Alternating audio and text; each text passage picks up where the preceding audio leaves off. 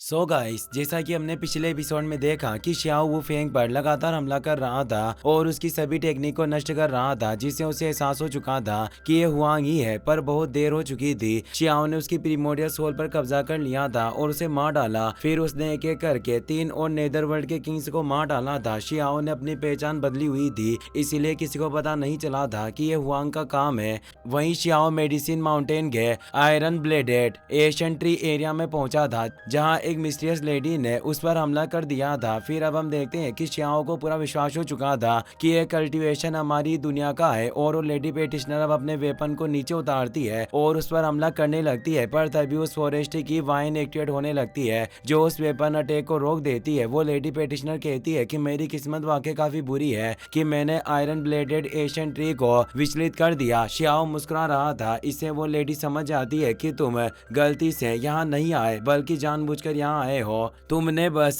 Map पर नजर डालकर इस जगह पर आकर अपनी जान को खतरे में डालने की कोशिश की। वाकई तुम काफी रिस्क लेते हो। शियाओ कहता है कि सीनियर, आप मेरी तारीफ कर रही हैं। मुझे पहले ही पता था कि आप मेरा पीछा कर रही हो। अब वक्त आ गया है कि आप मुझे अपना असली चेहरा दिखाओ, तो मैं जान पाऊंगा कि आखिर आप कौन है। इस पर वो मिस्टेस लेडी पेटिशनर कहती है कि लड़के, तेरी जुबान काफी तेज चलती है, और वो हमला करने लगती है। पर वहाँ मौजूद एशियन ट्री एक्टिवेट होने लगता है। इस पर वो लेडी पेटिशनर मुस्कुराते हुए कहती है कि छोटे भाई, अब तुम यहीं फंसे रहो, मैं किसी को बुलाकर तुम्हें बचाने को कहती हूँ, और वहाँ से चली जाती है। शियाओ सोचता है कि आखिर इन सबके पीछे कौन सा कबीला होगा। तभी शियाओ को एहसास होता है कि खजाने के नक्शे पर जो स्थान था वो पास ही था, इसीलिए मुझे विदेशी दुनिया के लोगों के आने से पहले वहाँ पहुँचना होगा और उस मिस्टीरियस सुप्रीम ट्रेजर को खोजना होगा जिसकी उन्हें तलाश है। और वहाँ से आगे बढ़ जाता है। अगले दिन का सीन दिखाया जाता है। शियाओ उस इलाके में पहुंच गया था, पर वहाँ मैजिकल बर्ड उसके पीछे पड़े हुए थे,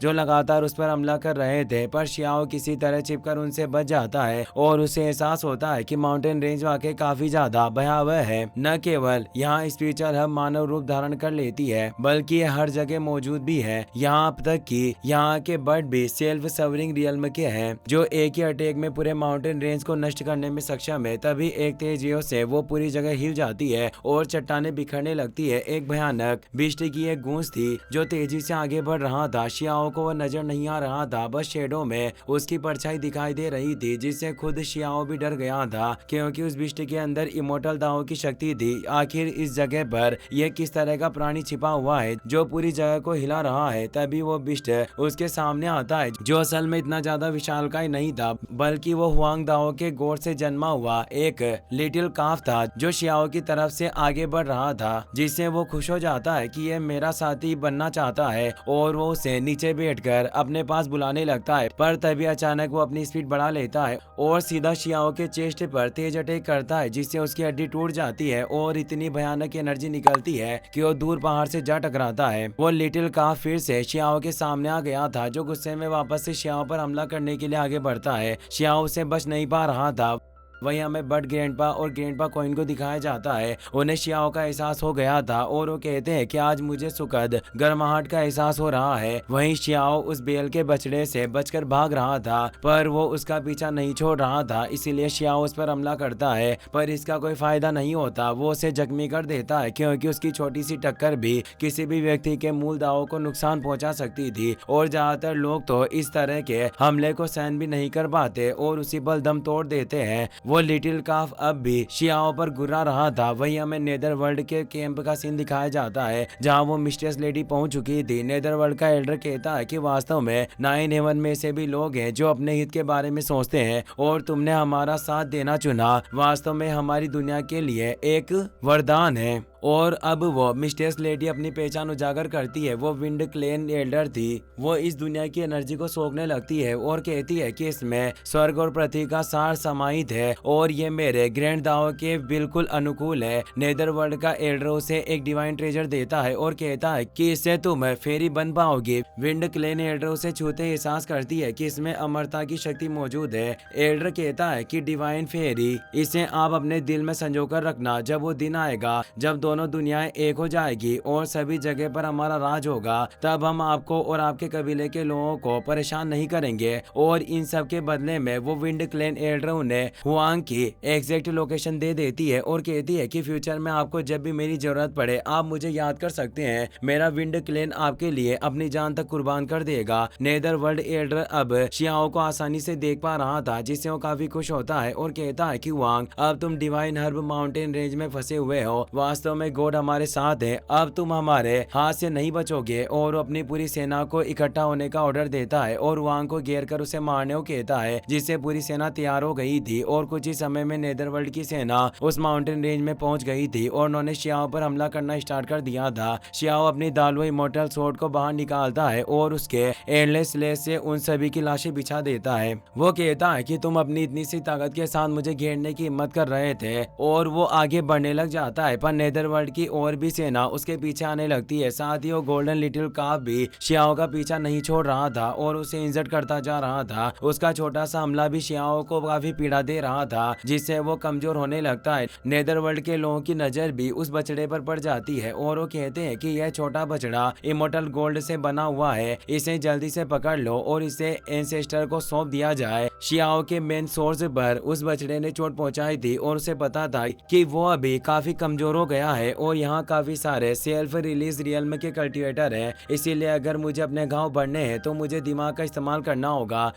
वो बछड़ाओं नेदरवर्ल्ड के लोगों पर भी हमला कर रहा था, पर वो सभी को निशाना नहीं बना रहा था। इसीलिए शियाओ अब टेंग को बाहर निकाल लेता है और सोचता है कि मैंने 1000 दिनों से पाला है और अब ये पत्थर मेरे काम आएगा। और वो उसे उस बछड़े की तरफ फेंकता है, जिससे टेंग भी जाग जाता है। टेंग जिस रास्ते पर जा रहा था बछड़ा उसी तरफ बढ़ रहा था, क्योंकि वो उसे मारना चाहता था, जिससे शियाओ बिना अपनी पावर का इस्तेमाल किए नेदरवर्ल्ड की उस सेना की टुकड़ी से छुटकारा पा लेता है और कहता है कि अक्सर जो जगह सबसे ज्यादा असुरक्षित होती है वही सबसे ज्यादा सुरक्षित बन जाती है। इस छोटे जीव को मैं इनसे निपटने दूंगा और मैं इसकी गुफा में जाकर खुद के घाव भरूंगा। और वो आगे बढ़कर उस इमोर्टल गोल्ड बछड़े की गुफा में आ जाता है। शियाओ इतना कमजोर हो गया था कि उसे तेज चक्कर आ रहे थे और उसे एहसास होता है कि बछड़े ने उसे जो घाव दिए हैं वो काफी अजीब है। क्या उस बछड़े के पास कंप्लीट गेट दाव मौजूद है जो इसने मेरे मूल सोर्स को इतना नुकसान पहुंचाया? मैं उससे पिछली लड़ाई में तो बच गया, लेकिन मेरी हालत और ज्यादा खराब हो गई। अब वो आगे बढ़ने लगता है। कुछ दूरी पर उसे इमोर्टल गोल्ड केव दिखाई देती है जो इमोर्टल गोल्ड वाटर से बनी हुई थी। शियाओ उसके पास आ जाता है और कहता है कि ये उस छोटे बछड़े की गुफा है जो सोवरेन दाओ इमोर्टल स्टोन से बनी हुई है, और वो उसकी एनर्जी को महसूस करने लगता है जो काफी ज्यादा डेंस थी। वो कहता है कि यह वास्तव में एक प्रीमोडियल लैंड ऑफ गोल्ड है जिसमें बाउंडलेस लाइफ फोर्स मौजूद है। हो सकता है कि यहाँ और भी इमोर्टल गोल्ड क्रिएचर पैदा हो सकते हैं। हो सकता है कि उनका पूरा एक कबीला यहाँ हो। यहाँ पर नक्काशी भी मौजूद है जिससे पता चलता है कि यह जगह प्राकृतिक नहीं है, बल्कि किसी इमोर्टल ने इस पुल को अपनी जीवन शक्ति से बनाया था। पर पता नहीं कि इसे किसके लिए बनाया गया होगा, पर इसका फायदा अब मुझे मिलने वाला है। और वो उस पुल के अंदर जाकर उसकी एनर्जी को एब्जॉर्ब करने लग जाता है। उसकी प्रीमोडियल सोल उस एनर्जी को गॉडेस लियो टेक्निक की मदद से रिफाइन कर रही थी, जो विलो डीटी का ग्रेट लाइफ टेक्निक मेथड था। और शियाओ की बॉडी पर जो घाव आए थे उनसे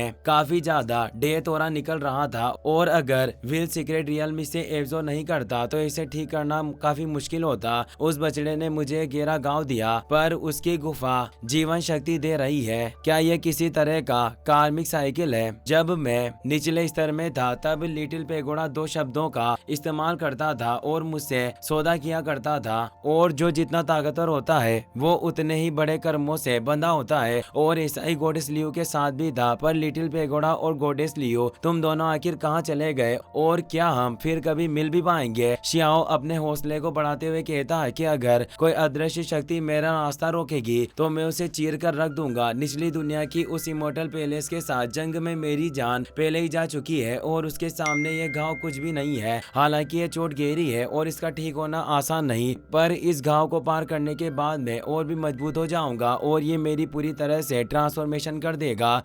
और शियाओ की इमोर्टल क्यू खुद ब खुद बाहर आ जाते हैं। शियाओ समझ आता है कि कुछ गड़बड़ जरूर है। तभी शियाओ की बॉडी में से वो कंडेंसिंग इमोर्टल क्यू बाहर निकल जाता है और वो कहता है कि जब पहली बार मैंने इमोर्टल एनर्जी को एक्टिवेट किया था तो वो गायब हो गई थी और उसे मेंग तियानजिंग की बात याद आती है जो शियाओ को बॉडी सीट को रिफाइन करने से पहले बताई गई थी कि जब इमोर्टल क्यू बनता है तो प्रीमोर्डियल क्यू को खो देता है। पर तुम उसका असली रूप देख पा रहे हो, ये मैंने आज से पहले कभी नहीं सुना। और ये एंसेस्टर मदर क्यू होती है जिससे 1 से 2 बनती है और 1 से 3 और इसी तरह पूरी सृष्टि का निर्माण होता है। तुम्हारे पास जो 3 डू क्यू एनर्जी मौजूद है वो उसी पहली फर्स्ट प्रीमोर्डियल क्यू के इम्प्रिंट यानी परछाई है। और अगर तुमने पहली प्रीमोर्डियल क्यू को जबरदस्ती से रोका और इसे हथियार बनाना चाहा तो ये तुम्हारे खिलाफ हो जाएगी और तुम्हारी बॉडी को नष्ट कर देगी। और वो इमोर्टल क्यू शियाओ की बॉडी को नुकसान पहुंचाने लग गई थी। शियाओ सोचता है कि जानलेवा चीज हमेशा से